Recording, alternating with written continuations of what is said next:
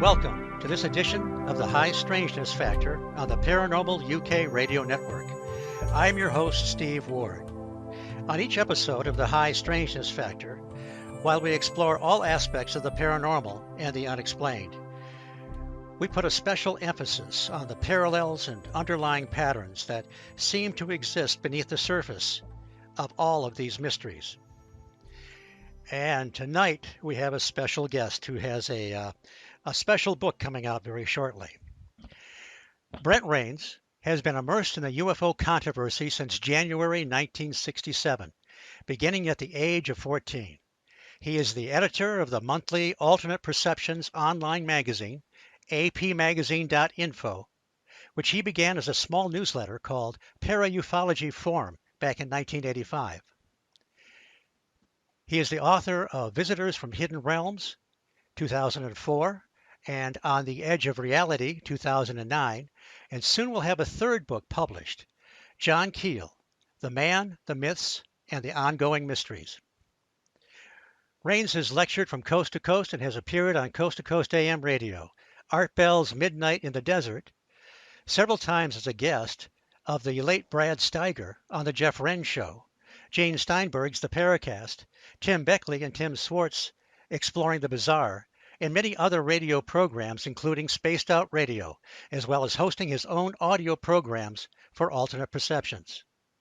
On November 12th through 14th, 2010, the ARE, Association for Research and Enlightenment, invited Raynes to speak at a special UFO conference that they had organized at Virginia Beach, Virginia, and even named the conference after his first book, Visitors from Hidden Realms. On December 3rd, 2005, Brent spoke at an earlier ARE-sponsored UFO conference. See his video lecture on YouTube. His talk was entitled Visitors from Hidden Realms, Perspectives from Star Elders, Shaman, and UFO Visitors, which concluded with a powerful meditation using the Peruvian whistling vessels. His main interest has been reports of close encounters and contact experiences, and investigating the parapsychological and psycho-spiritual components of those situations. Brent Raynes has a chapter entitled An Overview of the History of Unidentified Aerial Phenomenon, Contact Paradigms, that was published in the Dr. Edgar Mitchell Foundation for Research into Extraterrestrial and Extraordinary Experiences massive volume, Beyond UFOs, The Science of Consciousness and Contact with Non-Human Intelligence in 2018. Brent Raynes may be contacted at Brent Raynes, that's one word, Raynes spelled R-A-Y-N-E-S, at yahoo.com. And also Brent Raynes, ARE Conference, youtube.com. Brent, welcome to the High Strangeness Factor. Thank you, Steve, for that great introduction. I'm honored to be here on your show. I know you've been this is a fairly new show here. And congratulations. I think you've been doing this about 2 months now. I guess so. About that, it's been kind of nice. I've been doing a little a correspondent on Mac Maloney's Military X-Files as well, and it was through that show that led to this one. So it's just kind of a nice serendipitous event, and it's a lot of fun talking to people like yourself about stuff that I love to talk about. Yeah, that's what I like about doing the interviews I do for Alternate Perceptions is there's so many people that you can interview who have things of interest that that's interest to you that they're exploring, and I love, of course, the whole multidisciplinary aspects. The UFO contact, the MIB, the consciousness factors, quantum physics, parapsychology. I mean, you've got to have really a multidisciplinary approach, I think, to really cover the really meaningful big picture of this field. And that's what, of course, John Keel was all about. In the beginning, he was like you and me. He thought it's extraterrestrial nuts and bolts, case closed, and then he actually began to look into it from the perspective of a field investigator, and found out it was a little more complex than he originally thought. Well, I think you and I have both been, I don't know if we want to say influenced or infected by John Keel for a very long time. It's gotten to the point where, I was on another radio show recently, Task Force Griffin with Commander Cobra, great show, and he Hmm. asked me. He said, at this point, he knows the way that people like you and I look at the way things inevitably connect together. And he said, Is it at this stage now where everything you read or view, you look at it from that perspective? And the answer is yes. It's inescapable. It's very hard to just look at cryptids or strange lights in the sky separately. But what was it? Now you got the bug at the age of 14, and specifically your introduction says January in 1967. Was there a particular event or something that just grabbed your interest back then? Well, Steve, when I look back on it, now actually I was interested back in March of 1966, but I didn't actually start collecting material, doing the stuff that a ufologist would do until I remember there was something in the papers. I think it was either Associated Press or UPI. There was some story from some country where these metal spheres were, coming down and found on the ground, and they were trying to identify what they were, where they came from. I remember clipping that out of the local uh, newspaper, and I began to. At that time, I had just read, I think, a month or two before. Uh, Frank Idra's Flying Saucer Serious Business, which presented the Oh yeah. extraterrestrial nuts and bolts perspective, and so that's where I was at the time. And I remember one of my first correspondents was Lucius Farish out in Plummerville, Arkansas, and he was well known for his research into the airship phenomena of the 1896, 97, and 1909 and 1910, and that we had here in America. And he collected all kinds of newspaper clippings, and I come out with my little mimeograph newsletter, and I would exchange what clippings I had in my little newsletters for his, news clippings, and I mean that's how I got started. And I actually I when I started my newsletter, mimeograph newsletter, the Scientific Sauce Writers Review, as a teenager, I had Lou Farish as one of my consultants. I might have been airships. I remember having Lauren Coleman as an ABSM consultant. Uh, That's he was great. living he was living out in Illinois at the time, and a few other people, that had particular interests, and but anyway, that's how I got started. But when I started reading John Keel and Jacques Vallée and Brad Steiger, it kind of shook up the my perspective on the nuts and bolts ET thing a little, and I began to look into paranormal things. I even went around. I'm from Maine originally, and I was going around investigating haunted houses for a while. And the more I dug into them, I mean, it was like an endless number of them. I'd go to one and they'd tell me, "Oh, there's a house down the street too. You might want to check out." And one case would lead to another. Well, there's some. I was stationed in the Navy up near there, and I actually was in a store once, and somebody was talking about a haunted house where the rocking chair was going by itself. And there's a lot of old homes up there that go back a lot of years, so I imagine there's quite a history. But you were a few steps ahead of me, where you actually had consultants. We had a small group, and there were four of us. We published a magazine called the UFO Phenomenon, and but it was more my friends Kevin and Rick were the guys behind that. So, but March '66 you mentioned, that was the swamp gas era that must have caught your interest with when Dr. J. Allen Hynek uttered the famous words that some of these sightings may have been explained by swamp gas. Well, at the time there was sightings all over the United States. Of course, Michigan got the most attention in the papers, but I remember in the state of Maine we had in March of '66 we had the probably the most spectacular was up in Bangor. Some call it Bangor, but Bangor, and there was a gentleman by the name of John King who said that he had seen a craft just a foot or so above the ground, disc-shaped craft with a kind of a dome on top, the classic, and he had a pistol and he fired at it and he heard I think he took 4 shots and he was sure he heard 2 pings, and so he felt that he struck a metallic surface, Um, and it took off, and anyway. And then in April, there was an incident in Bingham, Maine, with a young girl who came running into her house telling her mom and dad that she had seen this big round ball and had a little window in it and a man looking at her. And people kind of took that serious. And I think there was some kind of a impression on the ground too in the area that people had found. But there were a lot of people who were reporting strange lights and things in Maine at that time too.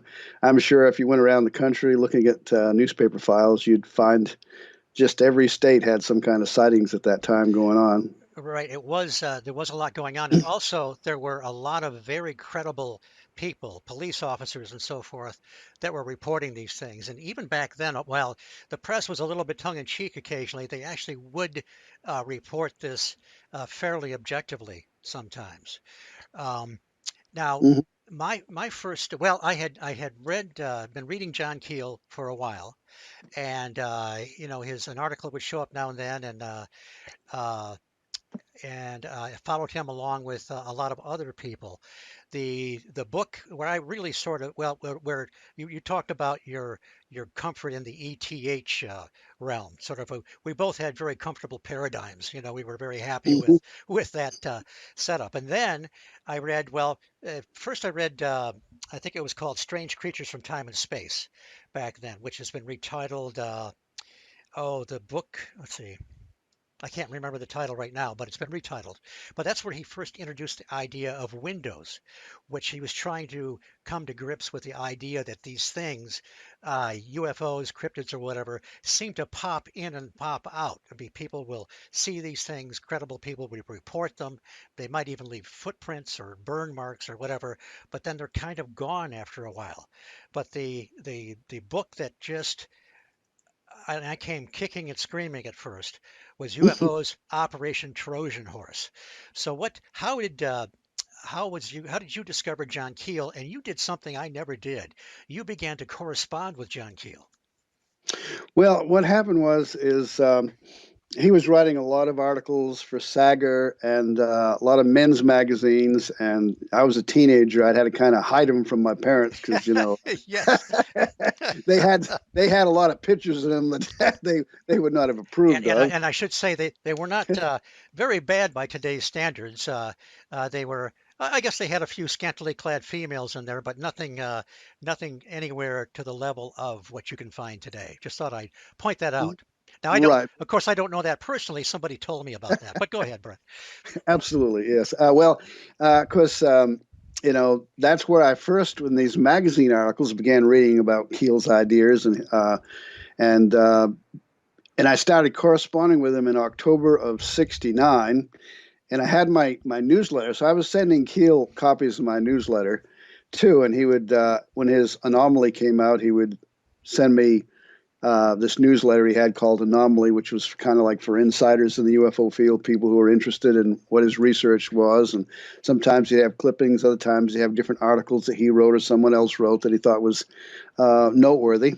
And so October '69, his books hadn't come out on the subject yet, but they were on their way.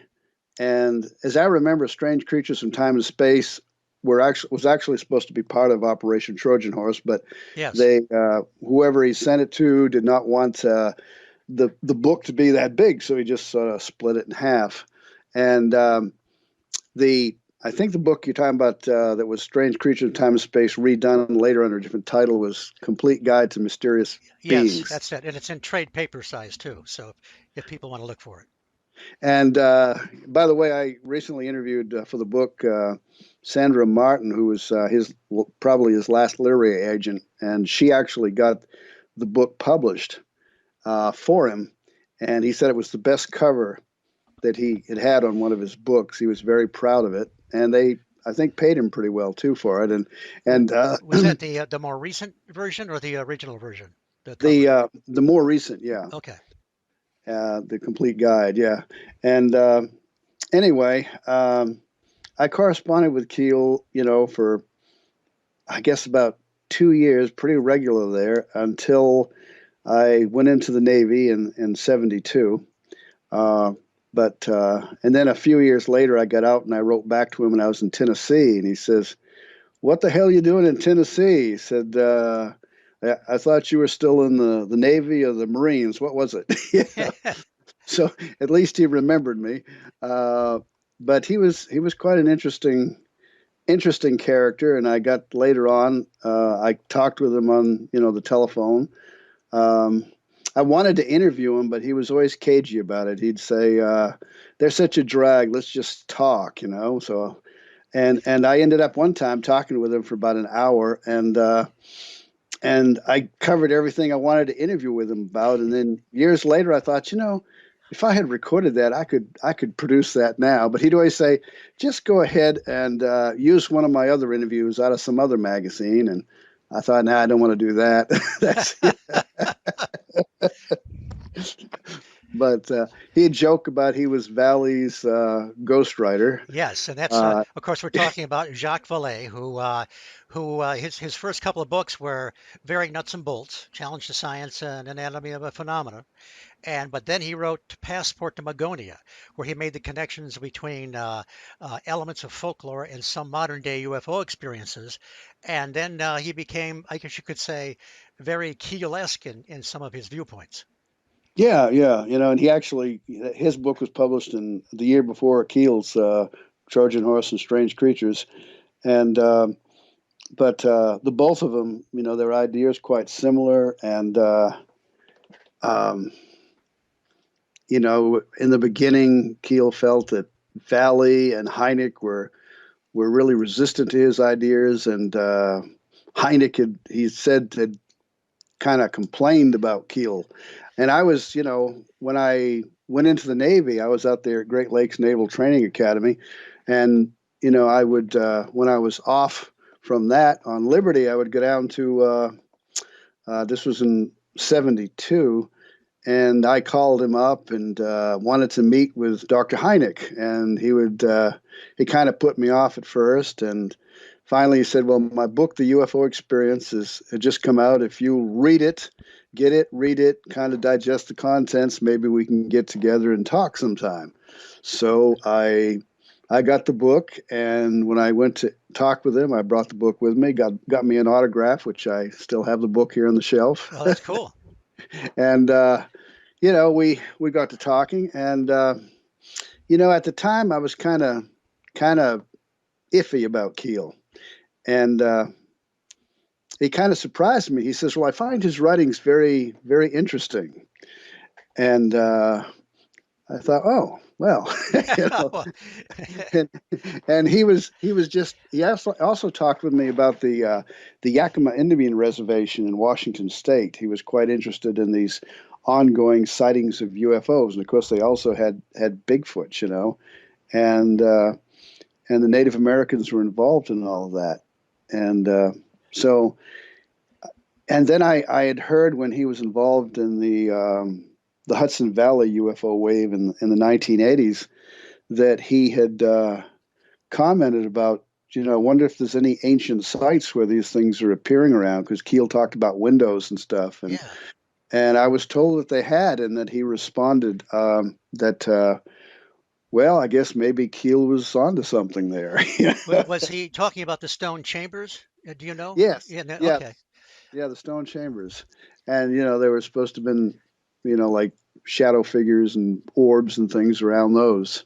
Right. Uh, I spent the night out there around one of those. It was inspired by Rosemary Ellen Guiley, who had spent the night out there near Hawk Rock, which is near a chamber they call the Solstice Chamber. And I thought, if I'm going to see, now I'm the guy that doesn't experience anything, but I thought if I'm going to see something, I'm going to, go there. So I spent the night there. A little bit nervous for a while alone, and of course I experienced nothing. But I had heard, but I know Rosemary experienced some things in that area. She had seen little shadowy forms and some kind of a strange craft-like thing passed overhead. So I know that people have, yes, have experienced things out there. yeah, and of course, the forward that Rosemary wrote for my book, she talked about how she felt Keel and others are kind of wired a certain way, and some people are just more susceptible. There Yeah. was Um, Hynek originally worked by the philosophy, and a lot of ufology adopted it for years, and I understand why they did it. You know, a lot of people who are repeaters when it comes to UFO sightings, they may have a they may have a sighting in the beginning that's quite compelling. You know, I mean, Betty Hill became a repeater.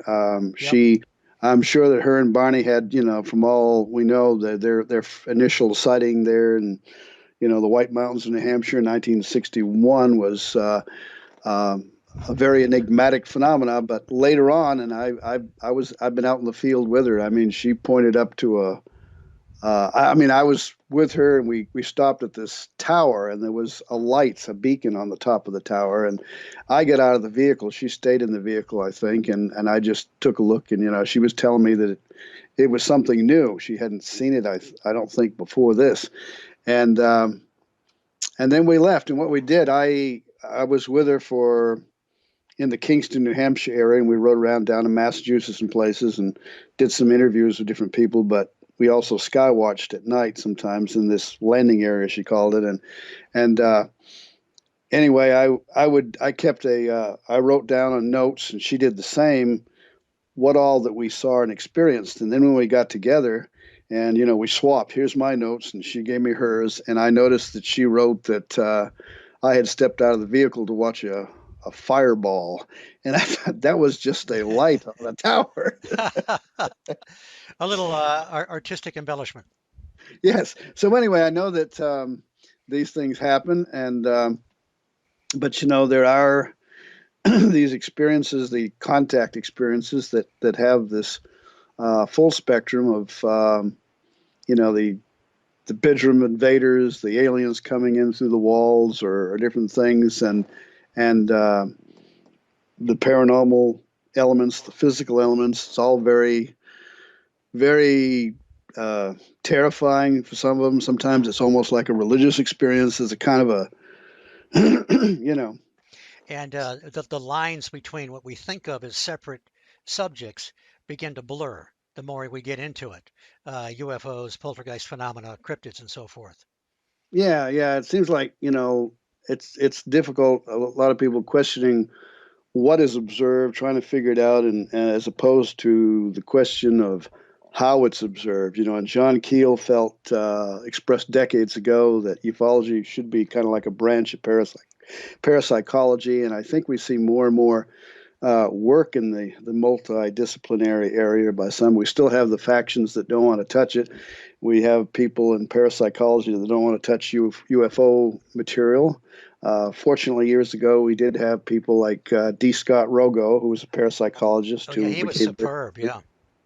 and Dr. Berthold Schwartz, who became a good friend of mine, who was a psychiatrist and studied parapsychology. And in 1968, he wrote an article for Medical Journal on some cases that he was involved with interviewing UFO witnesses. And it was just something he thought would be interesting to do. And it was, after he got it published, it was going to be his swan song.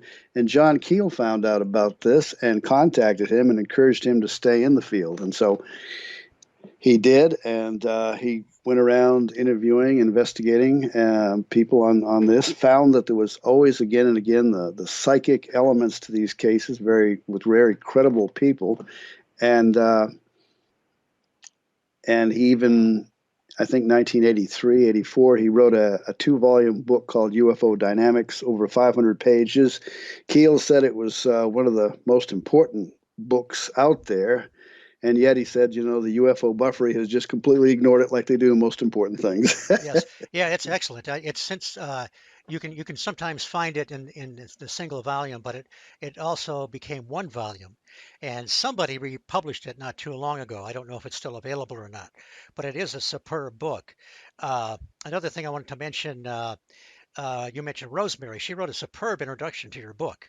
Uh, by the way, the name of your book is John A. Keel, The Man, the Myths, and the Ongoing Mysteries.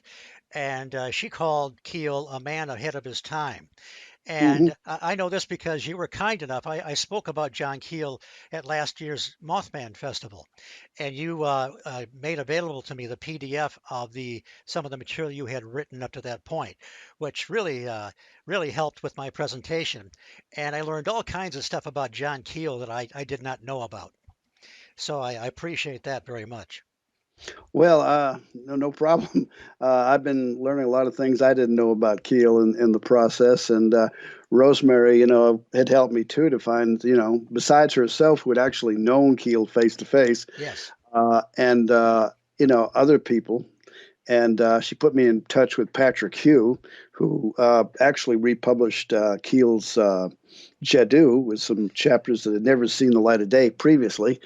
And then, which I thought was really good.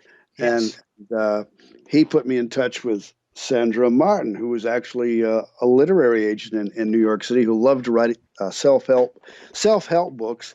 And she was a great interview too. She was, Keel was a magician, and that's what kind of spurred him on back in, when he went over to overseas to want to see what the street magicians over there in Egypt and India and places, the kind of, they're supposed to, some of them pretending to be holy men, but they had, magic tricks they were actually performing. And he wanted to find out how they did it, and expose them.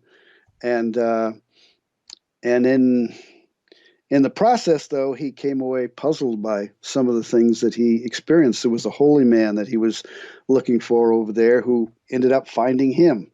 And actually, didn't the holy man see him at a distance? Have a vision of him coming to see him or something like that? I think.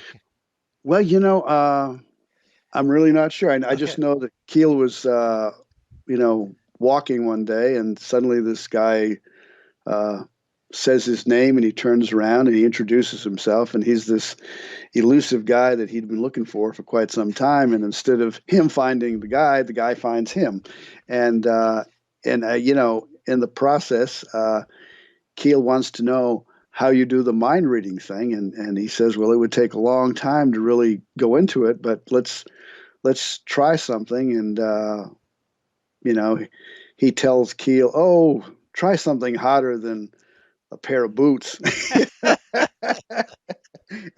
And so then he does it again, and he hits it on the nail on the head once again, a second time. And so Keel came away convinced that people can do this telepathic thing. And he also was in a temple one time where this guy was supposed to be able to call spirits, and this three-legged stool came out of a corner of this temple and started circling around him, and he's there with his hands looking for strings, and he never found any. He was always kind of puzzled by that. And of course, then in Tibet, he was, hearing stories about the Yeti, and he saw some footprints and heard the sound. He thought he might have seen it across the lake, but it could have been a bear.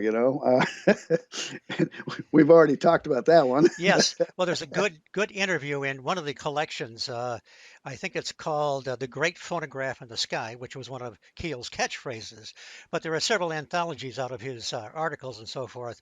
There's an interview in there. I forget the source, but he talks specifically about tracking the Yeti and hearing these strange calls. And he was forthright about it that what he saw, he wasn't quite sure if it was a Yeti or not, but the publisher wanted to stress that it was a Yeti, because to sell more books, I guess.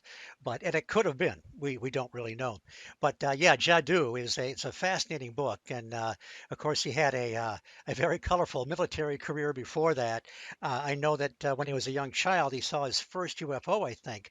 But didn't he see another fairly spectacular UFO when he was in Egypt? I think that is mentioned in Yeah, Jadoo. yeah. He did have a sighting um, in Egypt, and I think it was 1954, and it was one of the classic saucer type things. When he was only 7, he recalled he was telling in an interview with Tim Beckley about seeing a spherical glowing object with his mother and his stepfather as they were driving around in a place called Concert Ega, I think it was called, somewhere in upstate New York. And what was interesting, he said, is this experience was so profound to him, and it was burned into his brain cells. He said, but when he later wanted to question both of them about it, they didn't know what he was talking about. So that was his first experience with memory being, Yes, and the way some people will be in a group, and maybe only some of them will see the UFO or the phenomenon, and the others won't. Again, like you say, won't know what you're talking about. yeah, Carl Jung, when he wrote his book, the late great Swiss psychologist who wrote his last book on the subject of UFOs in uh, 59, I think.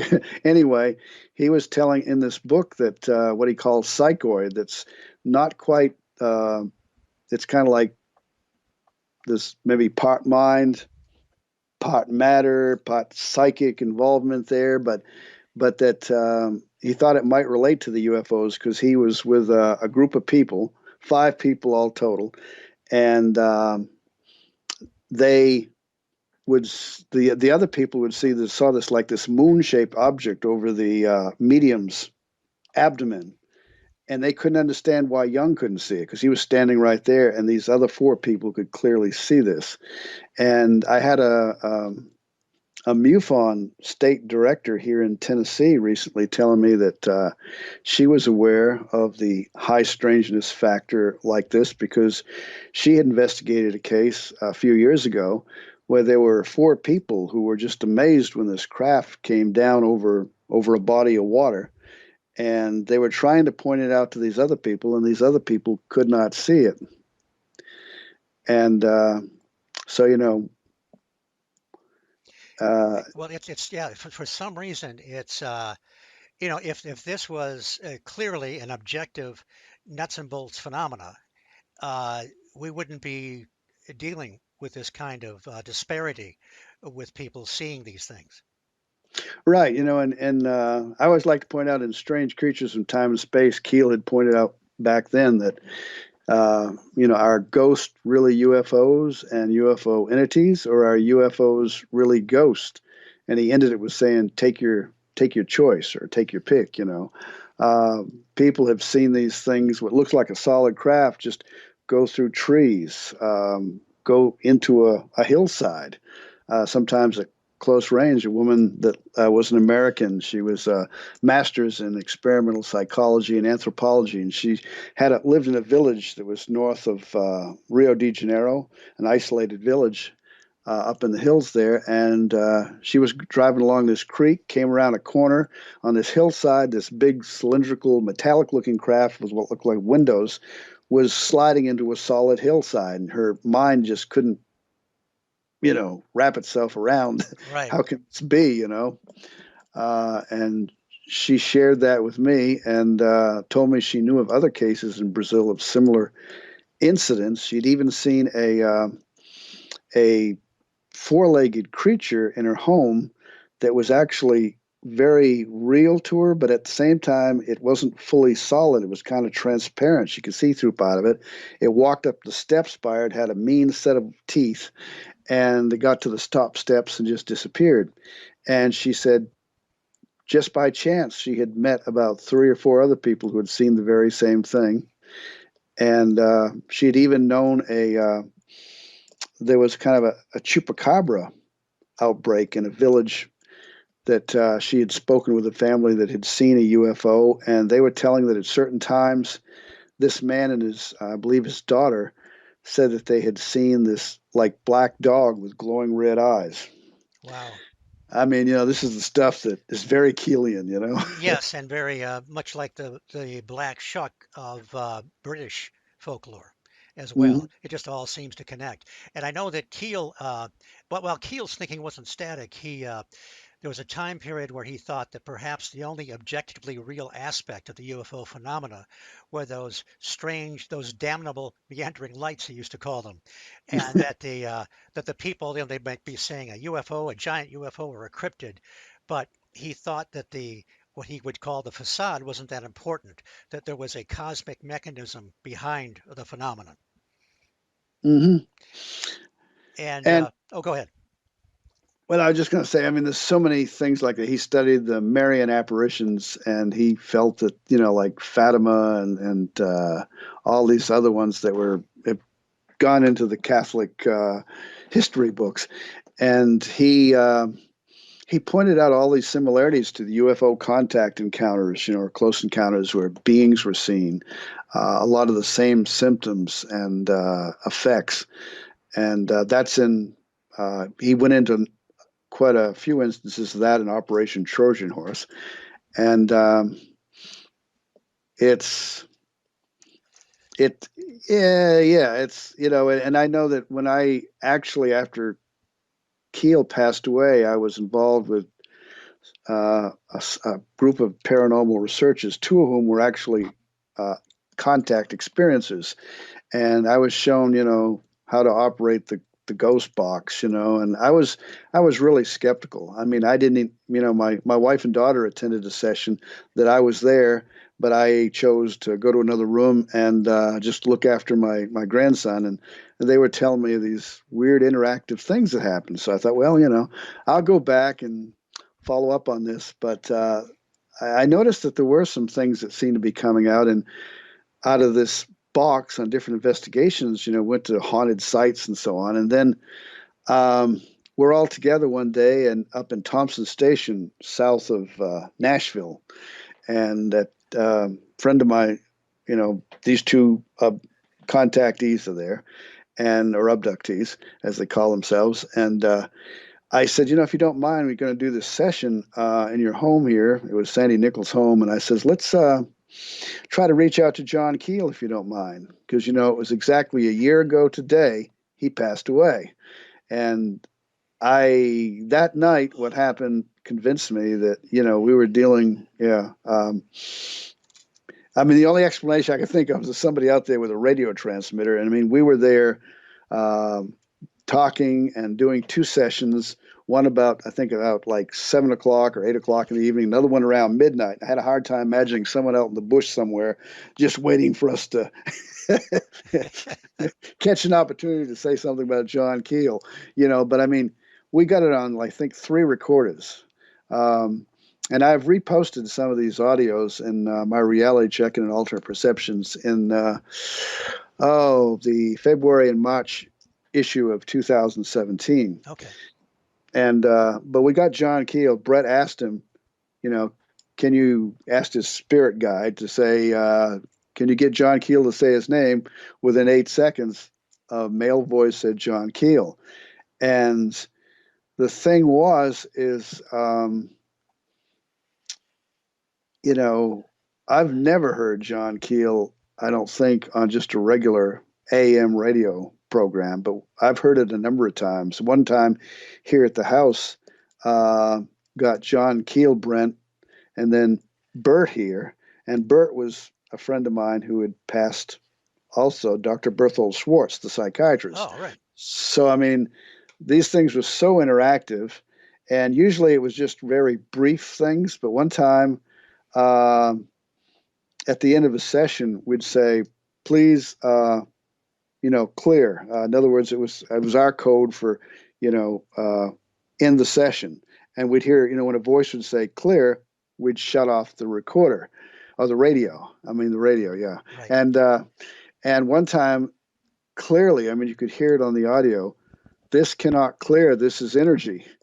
And I told Brett Oldham this, who's an abductee, and he was the one that introduced myself and Sandy and others to this, the technique he used for Ghost Box. And he says, well, maybe we need to explain to some of them what we mean by clear, And then we had like Enoch or Enoch or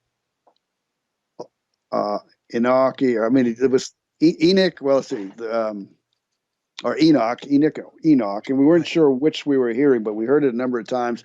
So one day I'm here at home, and I'm saying, is it Enoch or Enoch? Is it with an O or an I? And I did this for about maybe 3 minutes, and nothing was coming through.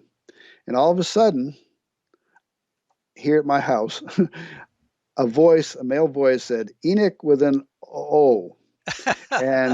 And I said, holy blank. Yeah. And I repeated what it said, and then you can play the recording and you hear it. And one of the things that was kind of evidential to me was, and I think it kind of scared the researcher. He's interested in psychic phenomena, nuts and bolts UFOs, but he wants to keep them separate. And I had done a interview with him. My daughter and myself interviewed him over the phone, and anyway, it was very staticky. And a couple people even commented how it was almost like the ghost box background. And my daughter wanted me afterwards. She thought it was kind of strange, and to set up the ghost box, see if someone had a message for Richard Hoffman, who I had known years earlier up in Ohio when I was up there back in the 70s. And I suddenly discovered around this time that he was also a MUFON investigator now living in near Huntsville, Alabama. So I went ahead and, my daughter wanted to do this. So I got the radio, and I got the recorder out and the wires and hooked it all up to some speakers, stereo speakers. And we started out, and it was all staticky and one thing and another. And I said, okay, if you would say his name, I'll send him a copy. And so this voice says, Rich Hoffman. And so I send it to Rich. Well, this is interesting here. I sent it to him, and he says, wow, what do you call that? I can hear you talking. It's interactive. He said, I was involved with a group one time where we had just a recorder. We'd play it back later, but you seem to be talking to this intelligence, saying Rich Hoffman. I said, yeah. And I said, he said Rich instead of Richard, so it must have cut off the back part of your name. He said, no, Brent, my friends call me Rich instead of Richard. Rich Hoffman is correct. So, I mean, that kind of blew me away, because I thought that, it was a little glitch in the transmission, and come and find out, no, that's how people refer to him. The guy that introduced me, Charles Wilhelm, up in near Cincinnati, Ohio, back in '75, would always call him Richard Hoffman. But Rich was right. Strange stuff. I want to remind everybody that you are listening to the High Strangeness Factor, copyrighted on the Paranormal UK Radio Network. I'm your host, and tonight we're talking to Brent Raynes, the author of the forthcoming book. And is that due about August, Brent? I sure hope so. Okay, I hope so too. I'm working through some technical stuff here. Okay. I'm doing this book. Self-publishing is not something I've ever done, so it's a little tricky. But I wanted to add about this. What was interesting is, and I remember talking to Sandy and Brett. That Keel had said, you can use this to talk to ghosts, or you might even talk to the aliens. And so, a couple of times when I wasn't there with them, they actually tried it and said this voice that sounded more monotone, alien-like, started communicating with them, and they noticed the normal ghost-type voices sort of got quiet. And one night, one of them, his wife was outside, and she saw like a spherical globe type thing over Sandy's house, and pointed it out to Brett. And he only caught the tail end, where it was kind of like, she said it was like it was kind of collapsing into itself. It was a severe, and then it just sort of boom.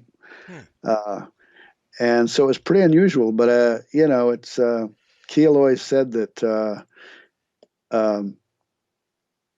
I know that he wrote about a friend who was getting EVPs, and the friend thought it was a real person, and John said, no, it's just these extra-terrestrials, the elementals. They can mimic any voice and come up with all these details. And so you're left with, that possible scenario. And, Was it really or John with Keel? that great phonograph in the sky that he was always talking about. Yeah, maybe it's part of the Akashic records that someone's able to tap into and send, information back. Because some of the things we got was very Keelian. Like I wanted to play this game, and this Keelian personality didn't seem to appreciate it because I said, I'm going to mention some names and you tell me what you think of them. And when I played it back, this voice that to me sounded like John Keel said, and what I think of you. Well, Brent, Frank Sumption, who created the original Frank's box, and Hmm. even Richard Shaver of the infamous Shaver mystery, he had a dream one night of a creating some kind of a box. Both of them, their original intent was to contact otherly world beings. Even Frank Sumption, I think his original idea was to contact ET. So, and again, the lines blur. When the voices come through, we simply can't be sure what's going on. There's so much. Keel's childhood is fascinating. His military service is fascinating. I wonder if you talk a little bit about the writing of the Mothman prophecies. I know that a good part of it was left on the cutting room floor by, as Keel said, faceless editors, and he salvaged. Keel was, another aside here. Colin Wilson, the great British researcher who's no longer with us, also, in his book Alien Dawn, that he had corresponded with Keel. He wrote that John Keel is incapable of writing a dull sentence. And boy, if you read the Mothman prophecies, that nothing is truer. And I know that he salvaged some of that into the Eighth Tower. But if I recall reading in your book, there was I think you had a discussion with him about the how big the Mothman prophecies could have been if he had included everything that had happened in the Ohio Valley in that year. Yeah, he said that he could have produced 6 volumes if there had been enough interest at that time. But he says most publishers did not want to go into 6 volumes on this kind of a subject, And at the time, he really wasn't too excited about writing the Mothman prophecies. It was something that he kind of moved on to. He was really best known, I guess, for writing uh, comical things, make jokes and things. He was quite a jokester, and he had a lot of other interests. And he had an honorary PhD in herpetology and archaeology. And he had snakes in his apartment in New York City, which freaks some people out. It freaks me out, and it happened in the past and several states away. So that's is Yeah. pretty freaky. But yeah, he had a lot of interest, not just the UFO thing, and what I always find interesting, he started out, he was uh, a big reader. I mean, he was always reading stuff on magic, and he got into 14 at a young age, and uh, uh, a lot of materials, science and physics and things. And he was interested in aviation. And years later, as an adult, he did get a pilot's license. And but at age 14, he was writing a column in a local paper, the Perry Herald, called "Scraping the Keel." He made $2 a week doing that. I think that might have been good money. And at age 17, with 75 cents in his pocket, he hitchhiked to New York City to make his mark on the world. He had an honorary PhD in herpetology and archaeology. I already said that. But in 1951, he got drafted into the military, into the army, and they found out he was a writer, and so he got assigned Frankfurt as the American Forces Network, and he did a remote broadcast from the Great Pyramid of Egypt and Frankenstein's castle. And later, when he got out of the army, he was a foreign correspondent in Paris and Berlin and Rome and Egypt. And this is pretty good for a guy who, you know, uh, didn't graduate high school when he got A- into all And this. he left home with, I think, a cardboard box full of his belongings when in his teens, and then he end up in Greenwich Village, I think, and trying to Yeah, write. yeah, Yes, and his first paranormal investigation had to do with the old farmhouse that he lived in, hearing rappings on the wall. yeah. He tried to work out some kind of a code where they could interact with one another. And you'd ask him questions like, Uh, when's the war going to end or something or um, But it's interesting that I mean, obviously it was a poltergeist situation, but rather mhm. than being somebody like me that would probably have run screaming into the next county, he faced up to it and he tried to communicate with it. And I think that sent him off to the library to study any book he could find there on, the occult. I don't think they called it the paranormal in those days, but occult books or what have you. But and I think you also wrote that he would clean out all the books in the local library and read everything in there. Yeah, and he was also when he was 18, I had a room just off Times Square, and he had this experience where his bedroom, one night started glowing, and this indescribable light, kind of a pinkish light, and suddenly he knew all these things. It was like he got a download, but the next day he couldn't remember what it was all about, but he knew that somewhere in his subconscious this information may have still lingered, and so it seems like these early experiences he had, unlike a lot of the mainstream ufologists, he was prepared early on for kind of he had that background that he came along over the years and could look at things a little differently than the average Joe, so to speak. Well, I think DougSkinner.com has collected a lot of uh, Keel memorabilia, photographs, old letters, and so forth. And I know there are some other books out there that sort of expand on the Mothman prophecies, get into uh, some of the writings, some of the musings that became the Mothman prophecies. There's also a lot of other anthologies out there, so there is a good deal of material out there on Keel, which is great. And this is one of the reasons why I'm so happy about your book coming out, uh, which is John A. Keel. The man, the myths, and the ongoing mysteries is because there was a period of time, not so many years ago, that even when he was still alive, I remember he was on Art Bell in 2003 when the Mothman Prophecies movie was debuting. And Art Bell, as much as he knew about the paranormal, he didn't know anything about the Mothman, and he knew very little about John Keel. And guys like you and me, it's almost like sacrilege. What do you mean you don't know about John Keel? What do you mean you haven't read the Mothman prophecies? And for a long time he was being forgotten, and some of his books were not being republished. And so this is really phenomenal that finally we have a book out on John Keel by somebody that, well, I guess you never met him in person. No, You and I knew never him did. you knew him as well as you possibly could without actually shaking hands with him.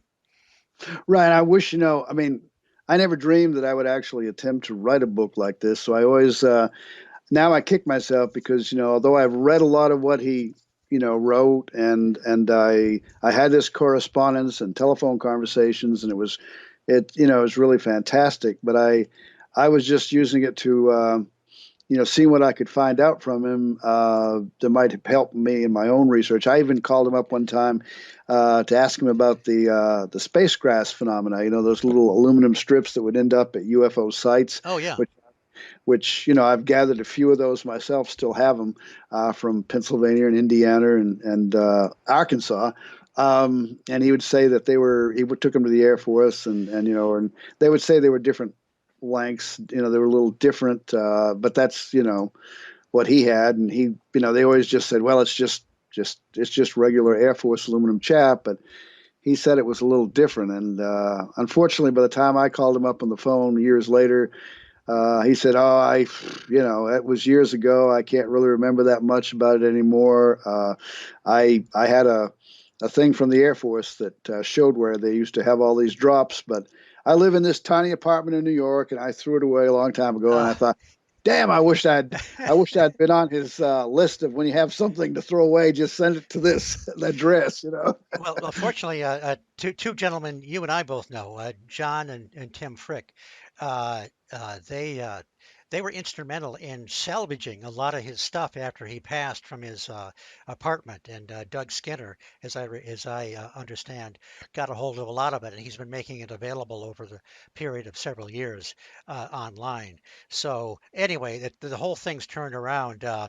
Nick Redfern in one of his recent books, uh, he talked about how John Keel was ahead of his time, and Mhm. so many people have recognized his Keel's contribution, and so it does my heart good that the tide has turned. Because he was for a while there he was attacked by some people, and again he was being forgotten, but it's completely turned around, so that's really good. Well, if I could, I'd like to mention one little thing here Oh, sure. before I know we're getting close to the end, We, but we got we've got time. okay. Well, when I interviewed Sandra Martin, and this is in the book, in the interview with her, and I actually meant to talk about this a little while ago, but I got sidetracked. Wonder how that happened. Anyway, she was telling me that he would come by her office in New York City and visit her, and if she wasn't busy, they would go out to the Edison Hotel, and there was a restaurant there. And in the back, these old magicians used to gather. And Keel liked to go and just go to this restaurant, and he'd always introduce her as his book agent and start up a conversation with these magicians. And there was a Ben Robinson, who the New York Times called a master magician, and he wrote a thing. It's on. There's actually a website, and he had an article after the Mothman Prophecies movie came out, uh, telling about Keel and how he had gone to India and places and done this remarkable work, Jadoo, exposing some of the street magicians and the tricks they used, and even mentioned that Keel had a book on a shelf in his apartment where he had a collection of all these different magic tricks. And I wonder if anybody knows whatever happened to that, that. Huh. But anyway, she said that as a publisher of New Age books and such, that she always was intrigued by Keel. You know, um, she thought that his The Complete Guide to Mysterious Beings, which was Strange Creatures in Time and Space, that book really impressed her. And she said that as despite all the high strangeness stuff that he wrote that was very fascinating, he could also, like herself, be quite skeptical, and he would balance the two. And she said that one time she and him had been invited to attend this event where they had some foreign psychic, and she didn't know who it was, but just remembered he was some foreign guy who was going to demonstrate his psychic powers. And her and John were invited as special guests, and they had a seat right up front where they could be plainly seen that John Keel is here. And there were people from the press there too. And she said that, so we were sitting there, and this was actually in the basement of Ingo Swann. Oh, Uh, and just to tell people, Ingo Swann, famous remote viewer and psychic, helped the military develop their remote viewing program. Go ahead. so anyway, she said that he had his two hands, out in front of him, and this object was, kind of rising up between his hands, like it looked like it was levitating. And she was just, okay, this is interesting.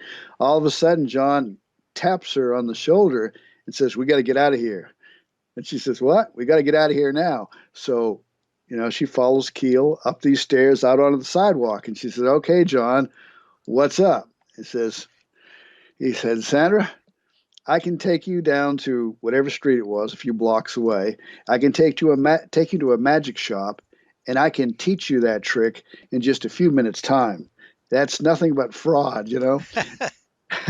And he says, "We don't need to have somebody from the press taking our picture and making it look like we're supporting this event." And the guy that brought this supposed psychic was a parapsychologist named Alex Emick. And to complete the picture, I asked Doug Skinner about this for the book, and Doug said, "Yeah, I was present when John was explaining to Alex Emick to be careful about magicians. John thought all parapsychologists, paranormal researchers, should be somewhat familiar with magic, tricks, So, because so this guy was buying it that this was some kind of real paranormal phenomenon. apparently so. Because Doug said that wrote that." he didn't look too happy to get this news from John Keel. and, But and she said that she'd tell people there's three grumpy old men here in New York that I just love. She says they are serious. They are good writers. They're doing real research. They really don't get enough credit for what they do. It was John Keel, Ingo Swann, and Alex Emick, all three of them, oh, and jeez. call them the grumpy old men. The old curmudgeons. Yeah. Well, Uh, we are getting close to the end of our time, and let me tell you, Brent, this has been the fastest hour I've done. I hope you'll come back and we'll do a part two before too long, oh, sure. because There's all kinds of more things we could talk I know about. there's so much more to talk about just about the book and your other research and so forth. So we'll definitely have to come back. But for right now, tell us about yourself, all your plugs, your websites, and so forth that people should know about. Well, Alternate Perceptions comes out once a month on the first of each month, and it comes out. It's called Alternate Perceptions. You can find it at apmagazine.info, or just Google Alternate Perceptions, and you'll find us. And it used to And be a real physical magazine, right? Back in the old days. it did. We were 58 pages, a color cover we had gotten Ah, to, and but we started out strong, and but then we were starting to lose subscribers. It was the internet. We realized that we were yeah. going to have to shift gears, and we had magazine distributors uh, taking our things to bookstores, our magazine bookstores, and across the U.S. and up into Canada. And one by one, they started dropping us because there just wasn't selling well Boy, enough. boy, I miss those days. But go ahead with your promotions. Okay, well, on Alternate Perceptions main page, you see my friend and colleague, Dr. Greg Little, a Memphis, Tennessee psychologist who has been supporting me and working with me on the magazine since 1985. He's also a big uh, believer in John Keel's works. He and well, he's mentioned Keel quite a number of times, and there's actually a oh, not to get too far off course, and I probably already have, but That's fine.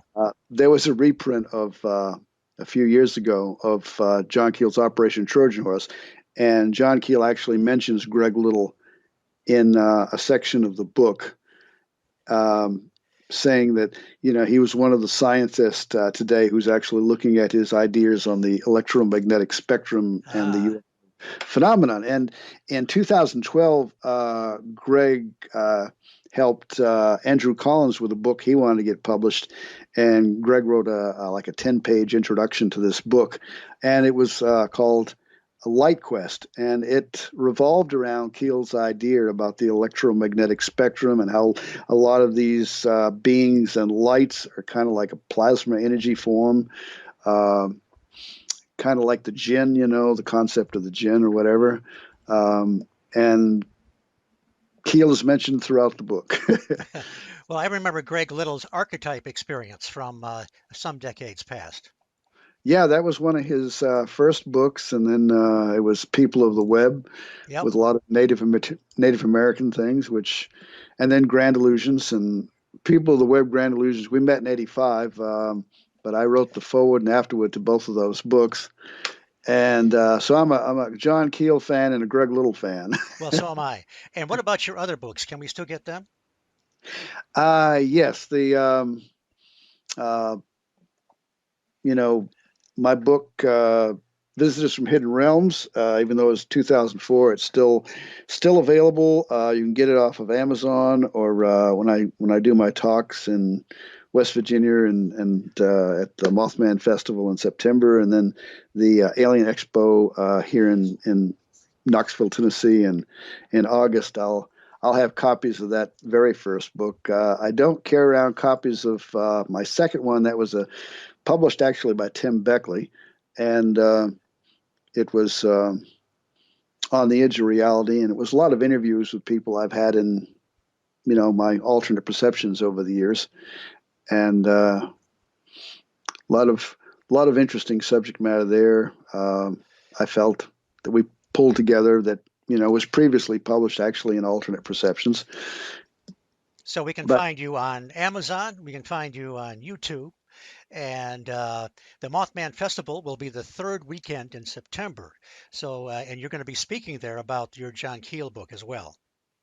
yeah, and I hope that you'll be the one to give me an introduction. I think the way that the stars are lining up, it looks like that will be the case. So that will be a blast. All right, excellent. Looking forward to it. Okay. Anything else you want to promote before we close out? I guess that will cover it, Steve. Okay. I sure appreciate this opportunity to chat with you again about our mutual friend John Keel, and looking forward to meeting again. We met in 2015 at the Mothman Festival. That's right. You You were were on out. my haunted Mothman hayride, as I recall, Yes, with your yes, grandson. yeah, yeah. My wife and grandson, and we got stopped by those Dastardly men in black. Yes. men in black in the most primitive form of transportation. There, the golf carts, Yes. Yes. budgetary cutback. Well, no more black Cadillacs. Well, Brent, I cannot thank you enough for being on the High Strangeness Factor. And stay there. I'm going to do my closeout, but I'm really looking forward to having you again on the show because to use the old cliche, we just barely scratched the surface. Amen. Thank you I, very much. okay, you're welcome. Also, I need to thank Irene Allen Block and Mark Johnson, our fearless leaders here on the Paranormal UK Radio Network. Andy Mercer is not only my part-time co-host, but he is also the producer of the show and makes it sound as good as it possibly can. I also want to thank Brian Zeller, who does the original music for the show. I can be heard weekly as a correspondent on Mac Maloney's Military X-Files on this same network. And I am Steve Ward, your humble host here on the High Strangeness Factor, a displaced Yank here on the Paranormal UK Radio Network. Thanks for listening. I will see you all again in a fortnight. And with a nod to Mike Jarmus, who used to do a show similar to this one, I'm going to borrow his sign-off that he used to use. There's something going on, and he's right. Take care.